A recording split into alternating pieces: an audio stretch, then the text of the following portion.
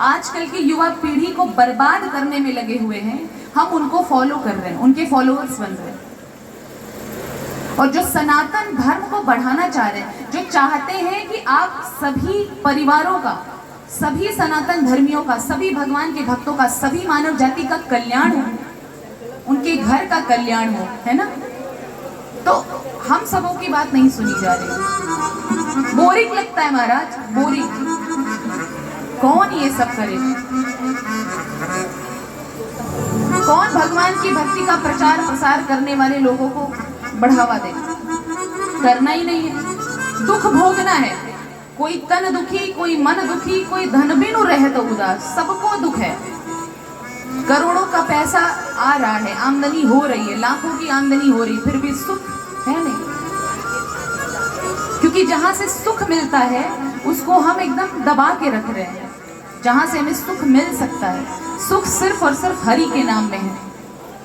और अच्छा, किसी को प्रोग्राम भी ऑर्गेनाइज करवाना होता है नौटंकी के लिए, डांसर्स के लिए, डांसर्स को बुलाया जाता है, बताइए। और डांसर्स भी ऐसे ऐसे ऐसे डांस प्रस्तुति होती है, ऐसी नृत्य प्रस्तुति होती है, यदि कोई देख ले तो लज्जा आ जाती है। उसको बुलाना है, उसके लिए बढ़िया सा मंच सजाना है और पैसे फेंकने उसके ऊपर, उसके लिए पैसा है। भागवत कथा करवाने के लिए पैसा नहीं होता किसी के पास। भागवत कथा, शिव कथा, राम कथा, देवी भागवत महापुराण की कथा या अनेकानेक भगवान की अनंत लीलाएं, उस कथा को करवाने के लिए किसी के पास पैसे नहीं है ही नहीं। और पैसे कब आ जाते? बर्थडे पार्टी करने के लिए, किट्टी पार्टी करने के लिए, ठीक है, डांसर्स को बुला के रंगमंच पे भ्रष्टता फैलाने के लिए पैसे हैं, अच्छे काम के लिए पैसे नहीं होते। तो हमारे ग्रंथ ने कहा है, जैसे तुलसी राम से वैसे ही राम तुलसी से।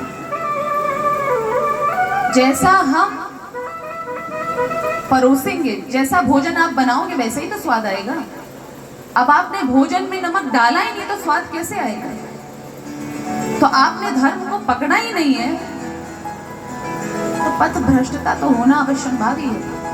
फिर हम ये नहीं कह सकते हमारे बच्चों की गलती है, हमारे परिवार की गलती है, आप सब उसी के रंग में रंग रहे हो, तो कुछ हो सकता नहीं है। लेकिन मुझे पूर्ण भरोसा है, यहाँ पर जितने भी भगवत भक्त बैठे हुए हैं, उनका यदि पैसा निकलता है तो धर्म के लिए। एक बात और अभी मुझे याद आई है तो मैं बोल देना चाह रही हूं। हम सभी माताएं कृपया बात ना करें, हमारी मैया रानी आप तो वैसे भी लेट पधारी हैं, बिल्कुल, और बात भी नहीं होनी चाहिए। फिर देखिए, जो धन अर्जन किया जाता है हम सभी के लिए, ये हम सभी के लिए, शिव महापुराण में बाबा शिव ने क्या क्या कहा है कि जो धन अर्जन किया जाता है, कमाया हुआ जो धन है, उसके 3 विभाग करने चाहिए। कितने? 3 विभाग, 3 हिस्से। और जो पहला हिस्सा है वो धर्म के लिए निकाल देना चाहिए, बर्थडे पार्टी के लिए नहीं। ये मैं नहीं कह रही हूँ, बाद में ये मत बोलना आप लोग कि ये तो दीदी जी कह रही है हम अपने बच्चों का बर्थडे नहीं मनाएं।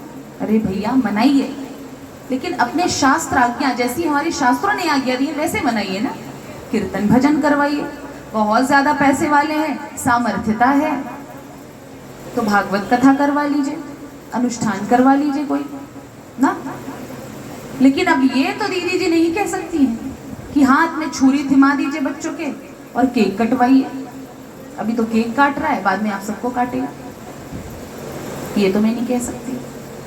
मैं वही बात कहूंगी जो हमारे शास्त्र ने बताया है। शास्त्र के विरुद्ध न मैंने कभी बोला है, न कभी बोलती हूँ और ना कभी आगे बोलूंगी। तो धन के 3 हिस्से होने चाहिए। पहला हिस्सा है धर्म के लिए, दूसरा हिस्सा होता है उपभोग के लिए। अब आप घर के लिए घर पे रह रही हैं, लौकिक निर्वाह करना ही है, करना है, तो आपको भी तो पैसों की आवश्यकता होगी। तो आप अपने जीवन के निर्वाह के लिए दूसरे जो हिस्सा है धन का, उसका उपभोग करेंगे। और तीसरा जो हिस्सा है वो है धन को बचाकर रखना, धन से धन की वृद्धि। 3 हिस्से, ये 3 हिस्सा अगर नहीं हो रहा है, अगर आपने सिर्फ और सिर्फ उपभोग के लिए निकाला है पैसा, अपना ही पैसा कमा रहे हैं लेकिन अपने ही लिए सिर्फ निकाल रहे हो, धर्म के लिए नहीं निकाल रहे हो, तो फिर नरक में जाने के लिए भी तैयार रहो। सोच लो कि आपको शिव के दूत नहीं लेने आएंगे। कौन आएगा लेने के लिए? यम के दूत आएंगे। नरक में जाने की तैयारी। अब जो 3 हिस्से नहीं करता हो वो नरक में जाने की तैयारी करेगा। लेकिन मुझे तो पता है यहाँ की माताओं बहनों में बहुत भक्ति है, भाई लोगों में भी है, तो वो अपना धन का प्रथम हिस्सा जो है वो धर्म के लिए निकालते ही होंगे। मुझे तो पता ही है, ऐसा लग रहा है माता जी? बिल्कुल।